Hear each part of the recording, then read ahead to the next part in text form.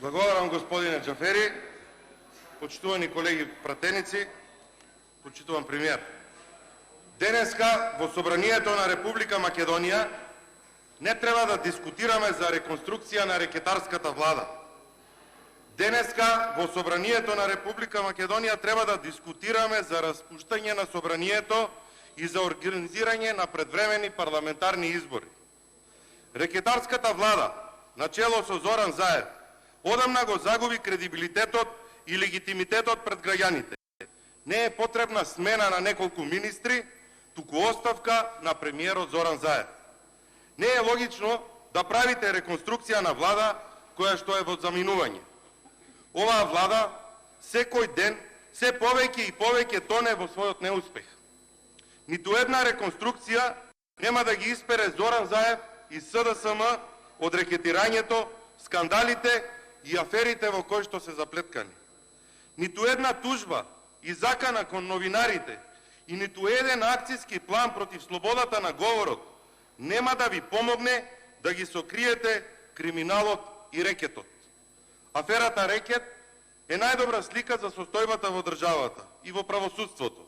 Оваа афера најдобро покажува како работи и функционира оваа влада на чело со Зоран Заев.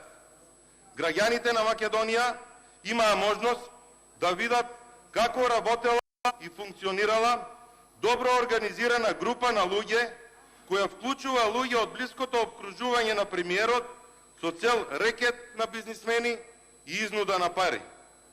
Под превезот на нема правда, нема мир, Зоран Заев и СДСМ дојдоа на власт и ветуваа дека ќе донесат правда во Македонија, спроведувајќи реформи во правосудството. Но ниту правдата дојде, ниту мир дојде за граѓаните и бизнисмените во државата. Целата јавност виде како специјалното јавно обвинителство не било институција за борба со криминалот, туку било институција за рекет и изнуда финансиска и политичка. Владата на чело со Зоран Заев успеа да ја посрамоти Република Македонија и пред меѓународната јавност. Комичниот пранк со наводниот разговор со поранешниот украински претседател Порошенко, со кој се посрамотивме пред светот, најдобро ја осликува нефункционалноста на државата. Срамота и недозволиво е година дена ниту премиерот, ниту некој од владата да не примети дека се работи за пранк. Да не примети дека нашиот премиер разговара со комичари на кои им издава и доверливи информации за нашите сојузници и пријатели. Иако звучеше комично, ова е трагично за една сериозна држава. Дополнително, со аферата рекет им дадовме одлична причина на сите оние држави кои што беа против датум за почеток на преговорите да останат на своите ставови. Доколку постоја и најмали минимални шанси Република Македонија да ги започне преговорите со Европската Унија, сега и тие шанси се загубени. Преку секојдневните афери и скандали, владата и Зоран Заев ја оцрнуваат и понижуваат Република Македонија пред странските политичари, дипломатите, странските инвеститори и бизнисмени и целокупната домашна и меѓународна јавност. После вакви афери и скандали, во кои што се замешани и во кои се спомнуваат највисоки владени функционери, во европските демократии паѓаат влади и се даваат оставки, а кај нас нашата влада прави реконструкција.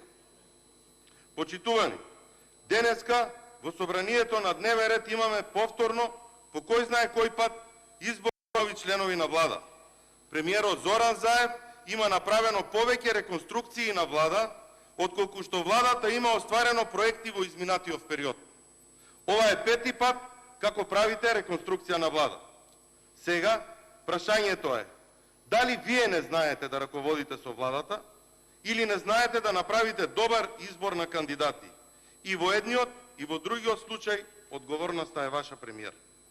Вчера бевме сведоци како Зорица Апостолска, министер без ресор, задолжен за странски инвестиции во вашата влада, не знае колку инвестиции се влезени во Република Македонија во последната година. Потенцирам, министер без ресор задолжен за странски инвестиции во вашата влада. Не знае колку странски инвестиции имаат влезено во државата. Ова е срамно и понижувачки. Не само за вас како влада, туку и за нас како пратеници и за граѓаните на Република Македонија.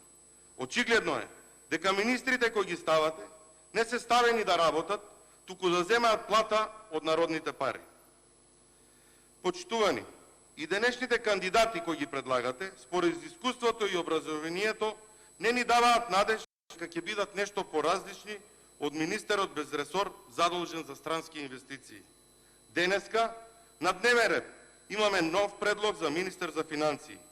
Функција која што е исклучително одговорна. Раководењето со државната каса и со парите на граѓаните, бара со одветно образование и пред се искуство. Нешто што денешниот предлог за министер за финансии Нина Ангеловска го нема. Министерот за финансии не е позиција за давање шанса, како што рековте вие, а тоа го повторивте и денес, туку е најсериозната функција во владата на Република Македонија. Кандидатот за министер за финансии Нина Ангеловска има образование и искуство во електронскиот бизнис, електронската трговија, но за оваа функција треба познавање на финансиите, економијата, макроекономијата, институциите. Предприемништвото и бизнисот, во кој што кандидатот има искуство, нема ништо заедничко со јавните финансии. Со ваквиот предлог, повеќе очигледно е дека премиерот Зоран Заев не се откажал од намерата и идејата да биде министер за финансии. Се става млад и неискусен кадар кој што само ќе ги спроведува директивите и одлуките на Зоран Заев. Односно, премиерот де факто да биде министер за финансии. Доколку правно беше неизводливо, еве премиерот најде начин како пак да биде министер за финансии и да раководи со Министерството за финансии. Од денешните кандидати за министер за финансии, на министерот за финансии, никаде не можевме да видиме и прочитаме какво мислење има за прогресивниот данок кој го воведовте, за огромните задолжувања на оваа влада, за ниската реализација на капиталните инвестиции и слично. Кога светот стравува од нова рецесија и светска економска криза, покрај Министерството за финансии и Министерството за економија нема да биде во сигурни раце. Дека катастрофалната реализација на странските инвестиции ќе продолжи и понатака ќе ни гарантира новиот заменик министер за економија Кирил Колемишевски, кој што во трибина на шарената револуција тврди дека странските инвестиции за државата не носат апсолутно ништо. Новиот заменик министер за економија смета дека странските инвестиции не носат апсолутно ништо за државата. Можеби, ваквите информации ги добил од вашата актуелна министерка без ресор задолжена за странски инвестиции. Во услови, кога нашите соседи водат борба да привлечат колку што е можно повеќе странски директни инвестиции, ние добиваме министер кој што смета дека немаме никаква корист од странските директни инвестиции. Очигледно дека падот на странските инвестиции ќе продолжи понатаму. Откако дојде СДСМ на власт, Република Македонија има се помалку и помалку странски директни инвестиции. Странските директни инвестиции во прв квартал од 2019 година изнесуваат катастрофални 29 милиони евра, што е најниско ниво во последните 9 години. Ова е историски најслаб резултат во привлекувањето на странските инвестиции во последните 10 години. Иако владата најавуваше дека во промената на името ќе има наплив на странски инвестиции, а премиерот Зоран Заев дури и најавуваше 30 на нови инвестиции. Ниту трага, ниту глас од овие инвестиции. Поставувањето на Кирил Колемишевски за заменик министер за економија докажува дека владата или нема јавно дефинирани економски политики или кандидатите кои ги става се несоодветни за економската политика на владата. Еве директно да го прашам премиерот Зоран Заев. Дали Република Македонија ќе продолжи со привлекувањето на странските директни инвестиции или со овој нов избор на заменик министер за економија ќе престане политиката на привлекување на странските инвестиции? Затоа што тоа го слушнавме од овој заменик министер. што ќе ве советува овој заменик министер кој што кажа дека апсолутно нешто немаме од странските инвестиции.